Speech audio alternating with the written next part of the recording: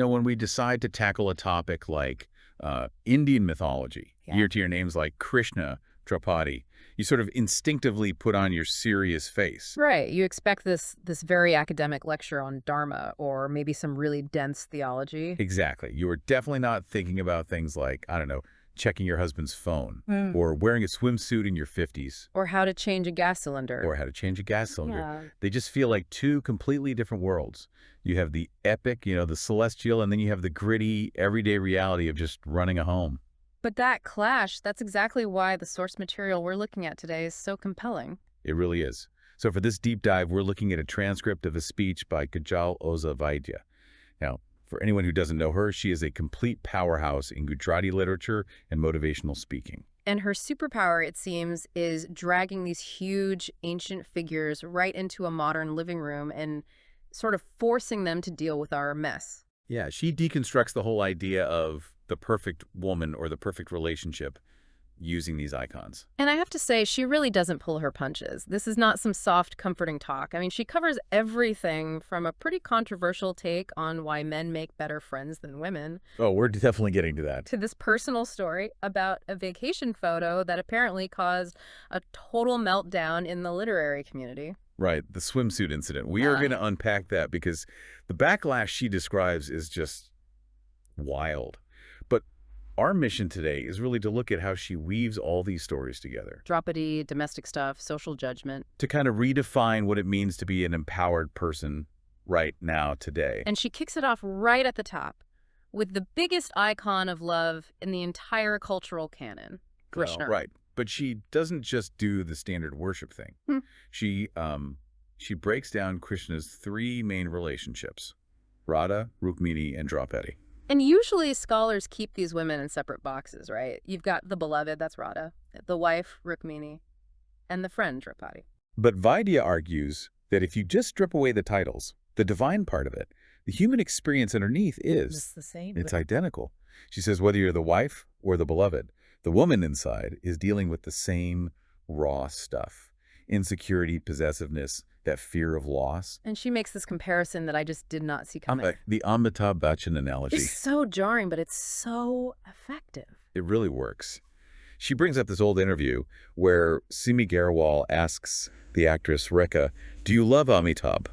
And Rekha's answer was basically, "Duh, who doesn't?" Right. The point is, loving a superstar or a god, that's the easy part. It's a one-way street. You're just one face in a crowd of millions screaming his name. But Vaidya flips it. She says the real value isn't that you love the superstar. It's that the superstar knows your name. It's about being seen. But she immediately pivots from that to the anxiety that comes with wanting to be the one. She argues women are so often conditioned to believe their value in a relationship is like a depreciating asset. The whole trophy mindset, He loves me now, but what about when I'm not young? When I gain some weight? When I'm not beautiful anymore? Exactly. And her solution is, well, it's pretty radical. She basically says, stop gripping so tightly. If you have to force someone to stay, they're already gone. It's possession versus connection. And she tells this joke, a bar joke of all things, that sums up that toxic possession better than any psychology textbook I've ever read. Oh, I have to tell this one. It's such a classic setup. Okay, so there's a guy in a bar, and he's just pounding drinks. He's clearly on a mission. But after every single shot, he pulls this little passport photo out of his pocket, stares at it for a few seconds, puts it back, and orders another one. And the bartender's just watching this thinking, what is going on? Exactly. So the bartender finally goes over and asks, "What is that photo? Is it your guru? A picture of God? Are you, praying for forgiveness?" And the guy slurs, "No, it's a photo of my wife." And here it comes. The bartender says, "So why do you keep looking at it?" And the guy goes, "I'm checking my limit. When she starts looking beautiful to me, I know I'm drunk enough to go home." It gets a huge laugh from the audience, but then you sit with it for a second, and it's actually really dark. It's so dark. Vaidya is using it to show how marriage can just morph into this cage of ownership.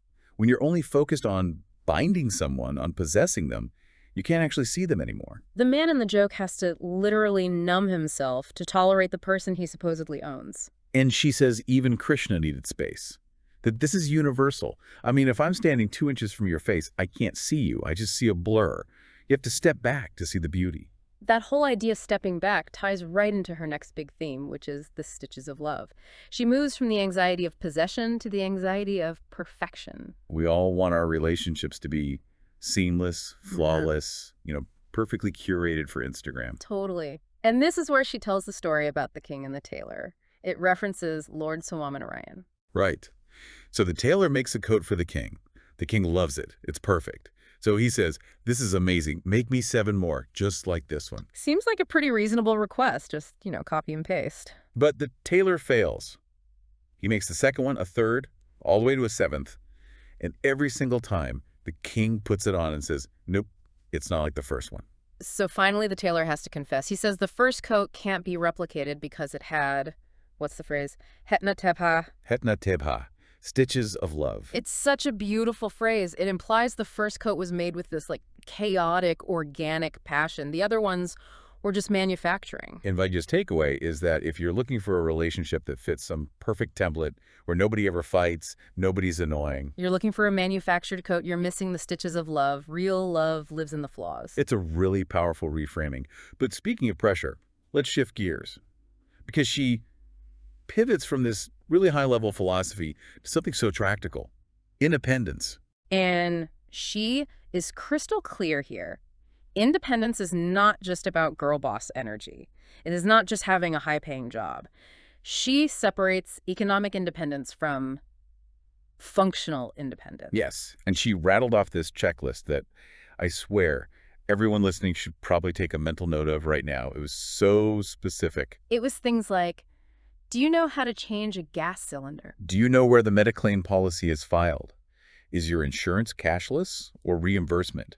Can you use a GPS to get yourself home? It sounds so mundane, but that's the infrastructure of survival, isn't it? She's asking you, if your husband or father just vanished for a week, would your life completely collapse? Not because you don't have money, but because you don't know the password to the bank account. Or how to book a train ticket. It's about agency. And she defines independence as the ability to make a decision and, this is the key part, handle the consequences if it goes wrong. That's the hard part. It's not just I can buy whatever I want. It's I can navigate the world, I can make a choice, and if I mess up, I can clean up my own mess. That is real empowerment. And honestly, that definition leads right into the controversy she talks about, because she had to face some pretty serious consequences for a personal choice. The swimsuit incident. This story just perfectly highlights how brutal social judgment can be. So let's set the scene. She was in East Africa, in Aberdare. She says it was this stunning, totally private location. A family vacation. It was just her, her son, and her elderly uncle and aunt. They're at a private pool. She wore a swimsuit. Her son, seeing his mom happy, took some photos. And she uploaded them to social media, which seems like the most normal thing in the world to do. You share happy moments. But the reaction from the, quote, literary world in Gujarat was, well, it was not normal. It was nasty. People were scandalized. The comments were things like, how can a writer wear this? What is happening to our culture? A woman of her age. They acted like her brain had just dissolved because she showed her shoulders. And this is where she brings out the ventilator metaphor, which might be my favorite part of the whole speech. It's such a sharp takedown of hypocrisy. It is hilarious, but also so exhausting when you think about it. She tells this story about a woman who goes to the police station. Yeah, to complain about her neighbor. She complains that her male neighbor is walking around his own house naked. She calls it obscene. The police officer goes to her house to check it out, looks out her window, and says, "Ma'am, I can't see anything." His windows are closed. And the woman says, "No, you have to put a table on a chair, climb up, and look through that tiny ventilator fan. Then you can see him." It's perfect. It just captures the sheer effort people will expend just to be offended. Voitu's argument is that society is that neighbor. Climbing on chairs, peering through ventilators, just looking for something to criticize. She said, "You saw a swimsuit. I saw a mother enjoying a moment with her son." And she makes a really strong point about this textile argument. The idea that what you wear dictates your values. The double standard. Right. She points out that a woman can wear a traditional sari, the ultimate symbol of culture, but be drunk or abusive or neglectful. And society often gives her a pass because she looks the part. But if a woman in shorts is reciting Sanskrit shlokas or taking care of her sick father-in-law, Society rejects her because the shorts signal modernity or looseness. it's judging the book by its cover. She's saying a daughter-in-law in shorts who serves with love is far more cultured than one in a sari who couldn't care less. True character is in the action, not the outfit. Which brings us to character and friendship. And this is where she drops the take that might ruffle some feathers. She claims she mostly has male friends because she believes men have more integrity in friendship. Okay, I have to push back a little. That feels like a huge generalization. But she's not saying men are better people. She's saying they follow a different code. Exactly. She uses that viral WhatsApp joke to illustrate it. The 10 friends joke. I know this one. If a husband doesn't come home and the wife calls his 10 best friends. All 10 of them lie. They all say, yeah, he was with me. Total solidarity. But if you flip the roles, the wife doesn't come home, the husband calls her friends, what happens? The friends say, nope, haven't seen her. They tell the truth. Now, on the surface, that just makes men sound like liars covering for each other. Right, but Vaidya flips it. She admires the loyalty, and she connects it to Karna from the Mahabharata. Karna, the ultimate tragic friend. He stuck with Duryodhana even though he knew Duryodhana was the bad guy. Exactly. Vaidya admires that Karna stood by his friend in public, even when he knew he was wrong. Her observation is that men practice public support, private correction. Ah, okay, I see. So the code is, I will back you up when the world is attacking you, but later, when we're alone, I'm going to tell you you're being an idiot. Precisely, and she feels women sometimes lack that specific security, that they might abandon a friend socially if things get messy because they're worried about their own reputation. She's urging women to adopt that Karna-like loyalty. It's not about endorsing bad behavior. It's about making the friendship secure enough to withstand it. It's a fascinating lens. So we've done Krishna, we've done modern judgment, friendship codes, but there is one figure that ties this entire thing together for her. The character she admires most. And it isn't Krishna. It's Draupadi. Yes. She explicitly chooses Draupadi over Radha and Rukmini, and she does it by contrasting elements, water versus fire. How does that breakdown work? Well, she describes Krishna as the water element, Gansham, blue fluid, and she points out that water is separable. You can take a cup of water from a bucket, and it's still water. It just adapts. But Draupadi is born of fire, Agni. And you cannot separate fire. If you touch one flame to another, it spreads, it grows, it consumes, it transforms everything it touches. That's a powerful image. The fire must burn. And she links this to the most traumatic moment of Draupadi's life, the disrobing in the assembly hall. And this is such a crucial piece of analysis. Often Draupadi is just portrayed as a victim in that scene, crying for help. But Vaidya reminds us that Draupadi didn't just cry. She started with a legal argument. A legal argument. She asked the elders a very specific question. Did Yudhishthira lose himself first, or did he lose me first? Which was a major technicality. If he'd already gambled himself away and become a slave, he had no legal right to wager her. Exactly. She was fighting back with her intellect and her rage. She wasn't passive. She was the fire, refusing to be put out by social norms. And Vaidya brings this massive fire metaphor all the way down to the kitchen table with the story of the sparrow Chaco and Chaki. It's a children's story, isn't it? A classic. The male sparrow brings rice, the female sparrow brings lentils, and together they make khichdi. Sounds so simple, but her takeaway is pretty profound. It's not that they did the same thing. He didn't bring lentils, she didn't bring rice. But they contributed equally to the solution, to the meal.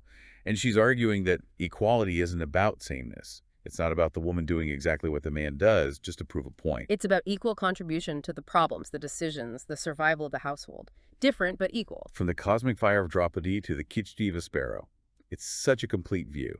It really grounds that high philosophy in the reality of making dinner. And that, I think, is the core message of the whole speech. It's about integrating those two worlds. So if we had to distill this for everyone listening, what's the one thing you think they should walk away with?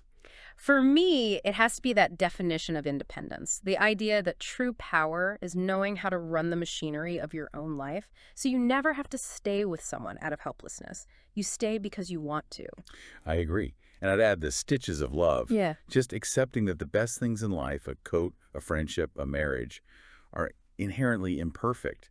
If you're waiting for perfection, you're going to be waiting a very long time. And that leads right to the final challenge she leaves the audience with. She circles all the way back to that fire element. She quotes this line of poetry that's basically, "It doesn't matter if the fire burns in my chest or yours, but the fire must burn." The fire must burn.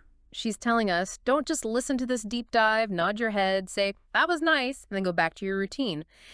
If you don't change at least 1% of your life, if you don't go learn how that gas cylinder works or stop judging the woman in the swimsuit, Then this was all just a waste of time. The goal isn't entertainment, it's transformation. that is the perfect note to end on. It's a call to action. Keep that fire of questioning, of improving, alive. Whether it's in how you treat your friends or how you view yourself in the mirror. Absolutely. It's about keeping that spark alive.